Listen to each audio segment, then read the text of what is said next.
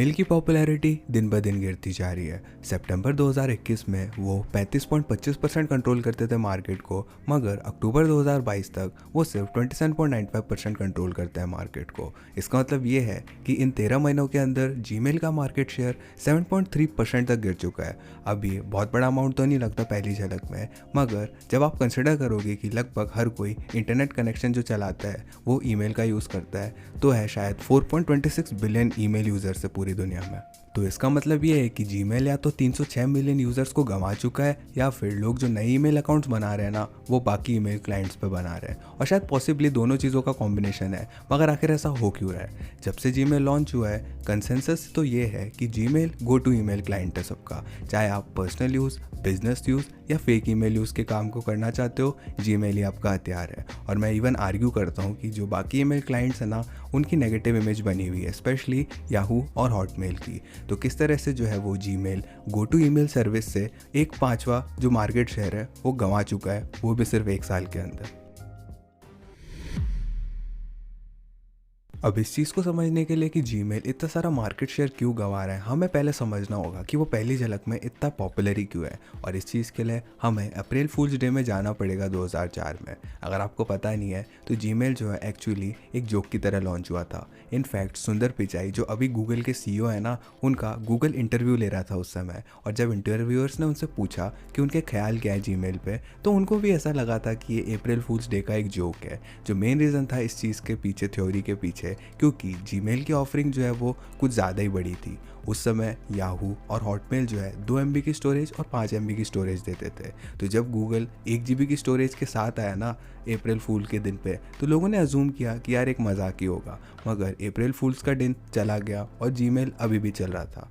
Definitely इसके वजह से लोगों को सरप्राइज़ हुआ, मगर गूगल जो है उसने तो शुरुआत ही करी थी। 2005 में उन्होंने स्टोरेज को 2 GB कर दिया, और 2007 में तो उन्होंने स्टोरेज को 4 GB कर लिया। और काफ़ी जल्द जीमेल जो है वो एक जोक से सबसे ज़्यादा डिज़ायरेबल ईमेल क्लाइंट बना।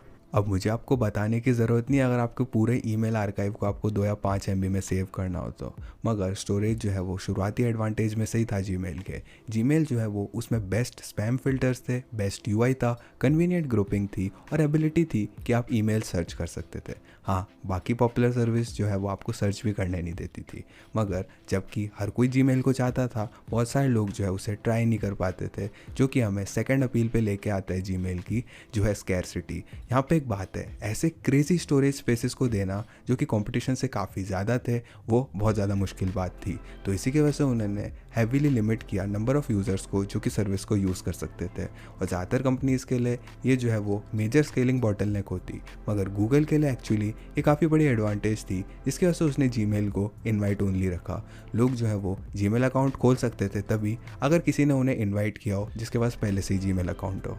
तो अगर आपके पास जीमेल अकाउंट है तो आप जो है कूल किड थे अपने फ्रेंड ग्रुप में। और ये नियरली 3 सालों तक नहीं था जब इनिशियल लॉन्च के बाद गूगल ने जीमेल को पब्लिक के लिए अवेलेबल कर दिया। और इस पॉइंट तक ज़्यादातर लोग जो है जिनके पास जीमेल अकाउंट नहीं था वो मर रहे थे स्विच करने के लिए। तो जीमेल का मार्केट शेयर जो है वो आसमान में रॉकेट की तरह उड़ने लगा। ये सिर्फ आम लोग नहीं थे जो कि जीमेल को चाहते थे, गूगल जो है वो स्कूल्स और इंस्टीट्यूशंस को भी लेके आ रहा था। और क्योंकि उनके फीचर्स इतने कमाल के थे, इंस्टीट्यूशंस के लिए गूगल ने custom domain names, 0 schedule down time for maintenance और 30 GB स्टोरेज से लेके अनलिमिटेड स्टोरेज तक दिया उनके प्लान के हिसाब से, 24/7 फ़ोन और ईमेल सपोर्ट। इसकी वजह से गूगल ने कंपटीशन को काफ़ी ज़्यादा पीछे छोड़ दिया। तो जीमेल पे स्विच करना सबके लिए अच्छा था, मगर बेसिकली एंड ऑफ एरा रहा वॉलंटरी जीमेल अडॉप्शन का। हालांकि जीमेल जो है वो सुपीरियर चॉइस है अभी भी, ज़्यादातर जो अडॉप्शन है 2010 के बाद आई वो एक तरह से फोर्स्ड अडॉप्शन है। वो लोग जो पहले से गूगल के इकोसिस्टम में आ चुके थे, गूगल की स्ट्रेटेजी जो है 2010 में वो कम्प्लीटली हार्मलेस लगती होगी उनको। मगर वो लोग जो इनके इकोसिस्टम में नहीं थे, वेल डेफिनेटली उनको काफ़ी ज़्यादा दर्द हुआ इस चीज़ से। गूगल ने क्या किया कि उन्होंने सारे प्लेटफॉर्म्स को मर्ज करना शुरू कर दिया जीमेल के साथ, और रिक्वायर होता था कि आपका सिंगल गूगल अकाउंट हो सारी चीज़ों के लिए। प्रोबेबली ये चीज़ अभी तो ज़्यादा बड़ी नहीं लगती, मगर उस समय में लोग जो है वो उन्हें काफ़ी गुस्सा आया इस चीज़ से। और लाइकली सबसे बड़ा कल्प्रिट था गूगल प्लस, अगर आपको गूगल प्लस के बारे में नहीं पता तो मैं आपको भी ब्लेम नहीं करता, क्योंकि सबसे बड़ा फेलियर है वो। गूगल प्लस बेसिकली गूगल का अटेम्प्ट है अपना खुद का सोशल मीडिया प्लेटफॉर्म बनाने का और फेसबुक से कम्पीट करने का। ये पहली झलक में तो किसी भी तरह से गलत नहीं लगता, मगर प्रॉब्लम ये थी कि बजाय कि वो लोगों को कहें कि गूगल प्लस ज्वाइन करे उसके फीचर्स की वजह से, गूगल ने फोर्स किया कि लोग गूगल प्लस को ज्वाइन करें। फॉर एग्जाम्पल 2011 में गूगल ने मॉडिफाई कर दिया जीमेल अकाउंट क्रिएशन प्रोसेस को इस तरह से कि आपको गूगल प्लस की प्रोफाइल बनानी पड़ती, और ये 2014 तक चलता रहा। तो मुझे लगता है आप लोग देख सकते हो क्यों इससे गुस्सा आता था लोगों को, मगर ये उनकी वर्स्ट इंटरेक्शन से भी अलग है। और शायद जो सबसे ख़राब चीज़ थी वो थी उनकी पॉलिसी यूट्यूब कमेंट्स को लेके। 2013 में यूट्यूब ने मैंडेट किया कि लोगों के पास गूगल प्लस का अकाउंट होना चाहिए अगर वो कमेंट करना चाहते हैं तो, और ऑब्वियस रीजंस की वजह से लोगों को गुस्सा आया और यूट्यूब के को फाउंडर जावेद कारिम ने तो इवन गूगल को भी चपत लगाई। जावेद ने कहा coat, "Why the F do I need a Google Plus account to comment on a video?" और इस बैकलैश के बावजूद भी गूगल ने यूट्यूब और गूगल प्लस को अलग नहीं किया 2015 तक। हालांकि गूगल प्लस किसी भी तरह से ख़राब ऑफेंडर नहीं है, जो सेम फंडामेंटल आर्गूमेंट है वो जीमेल अकाउंट्स में भी चल सकती है, क्योंकि गूगल ने उसे इस तरह से बनाया था कि आपको जीमेल अकाउंट की ज़रूरत थी अगर आपको कुछ भी करना था तो गूगल में। क्या आपको गूगल ड्राइव यूज़ करनी है? वेल, आपको जीमेल की ज़रूरत है। क्या आपको यूट्यूब अकाउंट यूज़ करना है? वेल, आपको जीमेल की ज़रूरत है। क्या आपको ऐप्स डाउनलोड करना है प्ले स्टोर से? वेल, आपको जीमेल अकाउंट की ज़रूरत है। और सबसे फ़नी पार्ट इस मोनोपोली का ये है कि ये गूगल की सर्विसेज से बाहर भी चलने लगा। आई एम श्योर आप लोगों को लॉगिन विद गूगल तो पता ही होगा उसका फ़ीचर। हालांकि ये फ़ीचर जो है वो सुपर कन्वीनियंट तो होता है, मगर इसने गूगल की मोनोपोली को और बढ़ाया और फोर्स किया लोगों को कि वो जीमेल अकाउंट बनाए अगर उनके यूज़ केस में जीमेल को ईमेल के लिए इस्तेमाल करना भी नहीं था तो। एक सिमिलर केस जो है वो एजुकेशन साइड ऑफ जीमेल में भी रखी जा सकती है। अगर यूनिवर्सिटीज़ को गूगल एड्स चलाने थे या फिर स्कूल वाइड गूगल कैलेंडर्स भेजने थे तो उन्हें गूगल अकाउंट की ज़रूरत थी, और उनके सारे स्टूडेंट्स के पास भी गूगल अकाउंट्स होने ज़रूरी थे। अब टेक्निकली कई सारे गूगल के फीचर्स जो है वो बिना अकाउंट के भी चलते हैं, मगर हम सबको पता है वो सर्विसेज जो है वो काफ़ी अच्छे से चलती है अगर आपका अकाउंट हो तो। गूगल को इस सर्विसेज को बिना अकाउंट के यूज़ करना बिल्कुल वैसा ही है कि आप एयरपॉड्स को यूज़ कर रहे हो विंडोज़ कंप्यूटर में। वो काम तो करेगा मगर इतना अच्छे से नहीं। ये सारी चीज़ें हमें आज के दिन पे लेके आती है। गूगल जो है वो सबसे ज़्यादा डोमिनेंट ईमेल क्लाइंट्स बना पूरी दुनिया का, अपने फीचर्स को लेवरेज करके स्कैरसिटी और फोर्स्ड अडॉप्शन के साथ, मगर उनकी डोमिनेंस जो है वो धीरे धीरे कम होने लगी। तो आखिर अभी चल क्या रहा है?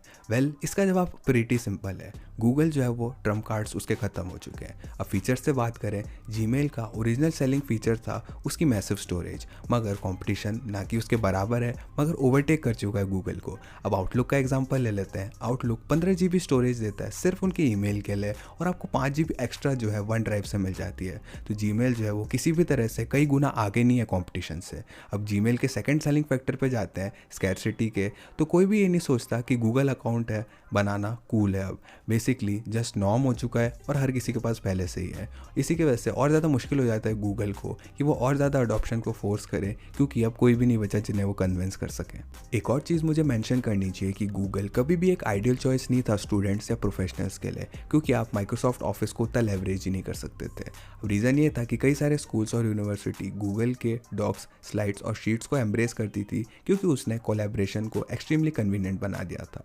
मगर आप कन्वीनियंस और कोलैबोरेशन की चीज़ों को साइड में करो तो पिछले 10 सालों में माइक्रोसॉफ्ट जो है उसने अपने खुद के ऑनलाइन ऑफिस प्रोडक्ट्स और कोलैबोरेशन फीचर्स को काफ़ी कमाल का कर लिया है। माइक्रोसॉफ्ट ऑफिस ऑनलाइन जो है एक्चुअली फ्री है, मगर ये इंस्टीट्यूशंस के लिए मैटर भी नहीं करता, क्योंकि उनके पास पहले से ही कई सारे ऑफिस 365 के सब्सक्रिप्शन पड़े होते हैं, और कई सारे इंस्टीट्यूशन जो है वो वापस से आउटलुक में स्विच कर रहे हैं ताकि वो सिनर्जीज बना सके ईमेल, क्लाउड स्टोरेज और माइक्रोसॉफ्ट ऑफिस के बीच। और मुझे एक और चीज़ मेंशन करनी चाहिए कि हालांकि स्कूल्स और यूनिवर्सिटीज़ जो है उन्होंने तो गूगल को एम्ब्रेस किया, कंपनीज़ ने कभी नहीं किया। इनफैक्ट अमेरिका की नियरली 1,96,000 कंपनीज़ में से उन्होंने आउटलुक यूज़ किया और बची हुई 4,400 ने जीमेल यूज़ किया।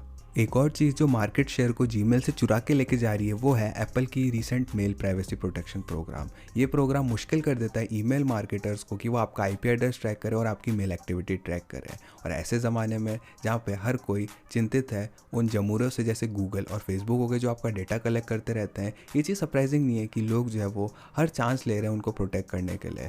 ये और आसान हो चुका है इस फैक्ट से कि आपको कुछ भी नहीं करना पड़ेगा इस चीज़ को यूज़ करने के लिए। इनफैक्ट ये आसान होगा कि आप एडवांटेज ले लो इस प्रोग्राम का, बजा कि ना लो उसके। और आपको जो भी चीज़ करनी है कि आपका इनबिल्ट मेल ऐप यूज़ करना है आईफोन्स में, बजाय कि जीमेल ऐप डाउनलोड करने के। और हालांकि लोग जो है वो आईफोन के ईमेल ऐप को कई सालों से निंदा कर रहे हैं, ऐसा लगता है कि नया फीचर जो है वो लोगों को अपनी तरफ खींच रहा है। और हम देख सकते हैं हम इसे मार्केट शेयर डेटा में भी। सितंबर 2021 में एप्पल का 50% मार्केट शेयर था, मगर आज उनके पास नियरली 60% मार्केट शेयर है। और मैं सस्पेक्ट करता हूँ कि ये फ्यूचर में आगे जाके बढ़ेगा, क्योंकि लोग जो है वो और इम्पोर्टेंस को समझेंगे डेटा प्रोटेक्शन की। दिन के आखिर में जीमेल किसी भी तरह से ख़त्म नहीं होने वाला या फिर इररेलेवेंट नहीं होने वाला। आपको अभी भी जीमेल अकाउंट की ज़रूरत पड़ेगी इंटरनेट को सर्व करने के लिए फ्रीली, मगर ऐसा लगता है कि लोग जो है वो बाकी सर्विसेज जो है ईमेल के लिए और ज़्यादा इस्तेमाल और फ्रीक्वेंटली इस्तेमाल कर रहे हैं। और सरफेस लेवल के रीज़न जो है इसके वो ये है कि कंपीटिंग ईमेल क्लाइंट जो है वो फीचर्स के तौर पे कैचअप कर रहे हैं, और उनकी बेटर इंटीग्रेशन है माइक्रोसॉफ्ट ऑफिस के साथ, और गूगल जो है बेसिकली मार्केट सैचुरेशन में पहुंच चुका है। मगर हम अगर इसके पार देखा जाए तो ऐसा लगता है कि हम बड़ा ट्रेंड देख रहे हैं प्राइवेसी की तरफ। लोग जो है वो और ज़्यादा अवेयर हो रहे हैं कि किस तरह से कंपनी जो है अपनी सर्विसेज को फ्री में देती है और किस तरह से वो असलियत में पैसा कमाते हैं। फॉर एग्जाम्पल अब देख लो, ये सारा डेटा जो है गूगल आपसे कलेक्ट कर लेता है सिर्फ ईमेल के थ्रू। अब ऐसा लगता है कि एप्पल इस कंज्यूमर अवेयरनेस के पीछे है और वो अपने बिजनेस को फ्रेम कर रहे हैं इस चीज़ को दिमाग में रखते हुए। वो खुद को पोजीशन कर रहे हैं बिग टेक की कंपनी जो कि डेटा कलेक्ट नहीं करती उसकी तरह। ये उनकी ask not to track feature में देखा जा सकता है मेल प्राइवेसी प्रोटेक्शन प्रोग्राम में। और ये सिर्फ एप्पल नहीं है जो कि इस ट्रेंड में आ रहा है। मैसेजिंग स्पेस में हमारे पास सिग्नल है और सोशल मीडिया स्पेस में हमारे पास BeReal है। हालांकि ये सारी सर्विसेज जो है वो कम्प्लीटली अलग अलग फंक्शनैलिटी ऑफर करती है, जो कोर अपील है वो आइडेंटिकल है।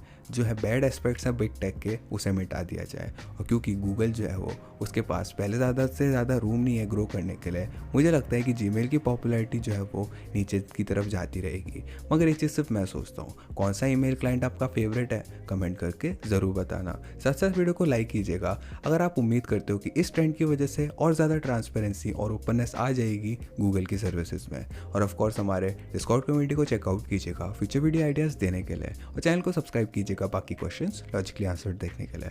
मैं था चिरंजीव, मैं मिलता हूँ आपसे अगली वीडियो में।